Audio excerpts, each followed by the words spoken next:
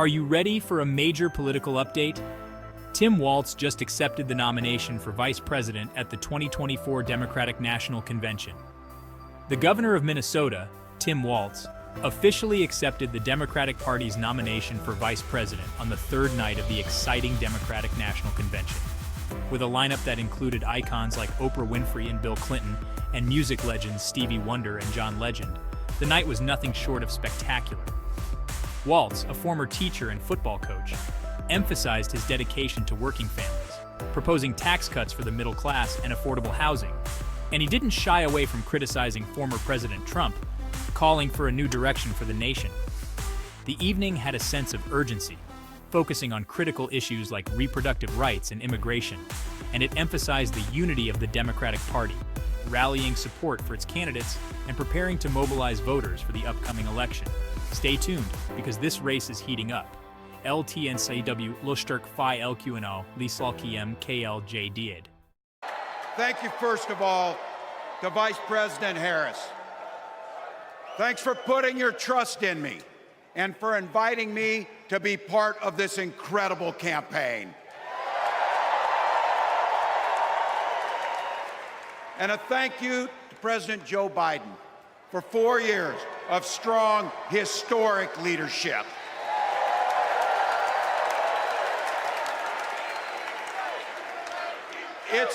It's the honor of my life to accept your nomination for Vice President of the United States. We're all here tonight for one beautiful, simple reason. We love this country. So thank you to all of you here in Chicago and all of you watching at home tonight. Thank you for your passion. Thank you for your determination. And most of all, thank you for bringing the joy to this fight.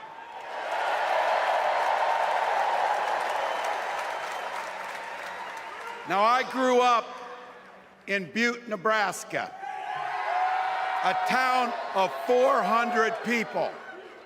I had 24 kids in my high school class, and none of them went to Yale. But I'll tell you what, growing up in a small town like that, you learn how to take care of each other. That family down the road, they may not think like you do. They may not pray like you do. They may not love like you do, but they're your neighbors. And you look out for them, and they look out for you.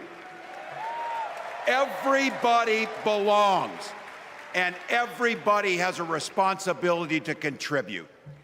For me, it was serving in the Army National Guard.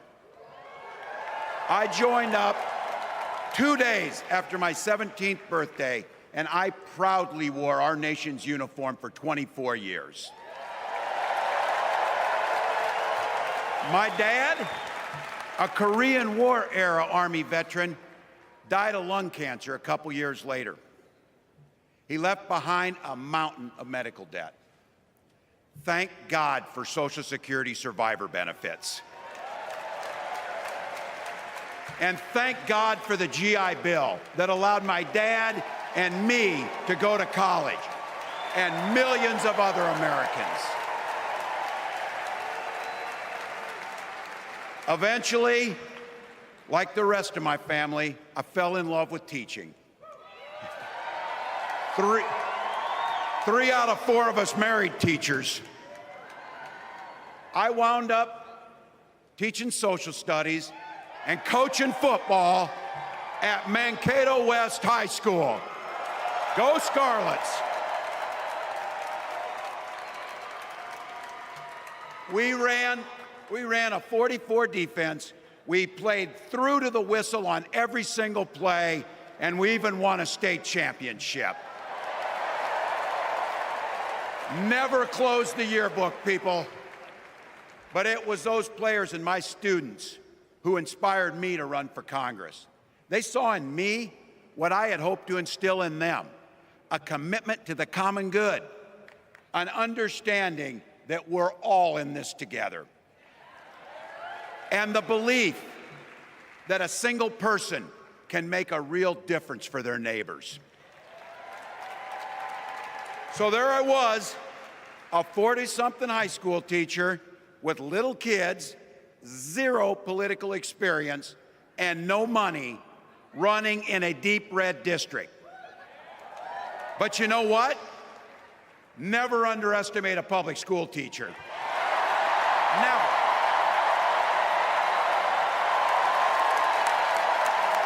I represented my neighbors in Congress for 12 years, and I learned an awful lot. I learned how to work across the aisle on issues like growing the rural economies and taking care of veterans. And I learned how to compromise without compromising my values. Then I came back to serve as governor, and we got right to work, making a difference in our neighbors' lives. We cut taxes for the middle class.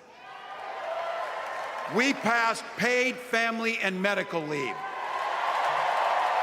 We invested in fighting crime and affordable housing.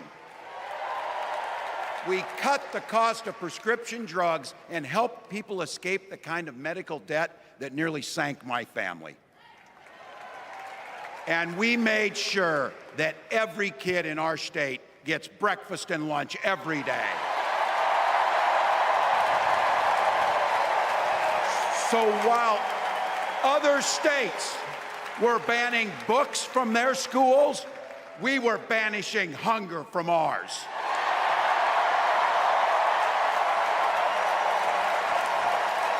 We also protected reproductive freedom because in Minnesota, we respect our neighbors and the personal choices they make.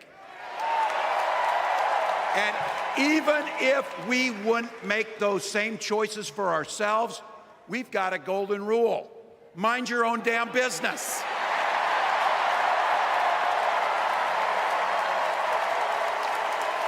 And that includes IVF and fertility treatments.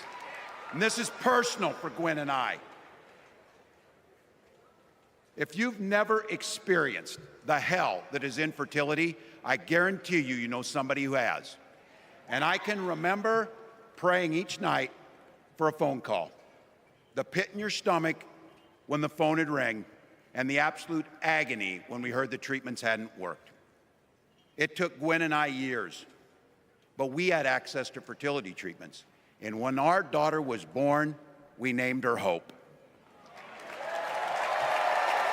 Hope, Gus, and Gwen, you are my entire world, and I love you.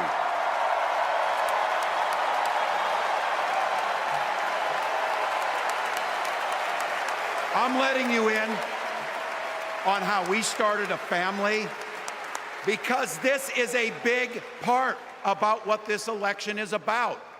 Freedom. When Republicans use the word freedom, they mean that the government should be free to invade your doctor's office. Corporations free to pollute your air and water. And banks free to take advantage of customers. But when we Democrats talk about freedom, we mean the freedom to make a better life for yourself and the people that you love.